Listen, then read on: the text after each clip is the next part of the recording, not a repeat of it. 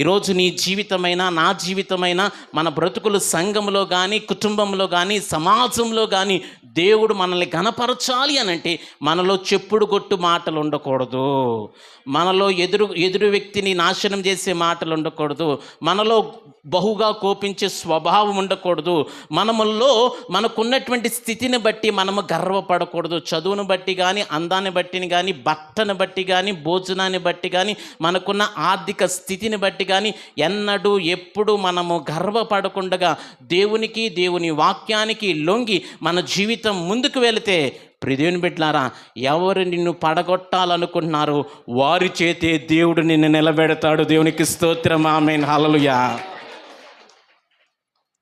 ఇంటికి వెళ్ళిన తర్వాత మర్చిపోకుండా చదవండి ఎస్తేరు గ్రంథం 5వ అధ్యాయం 6వ అధ్యాయం. మొర్దెకైని హామాను ఇలా గణపరచాలి ప్రభువా, ఇలా గణపరచాలి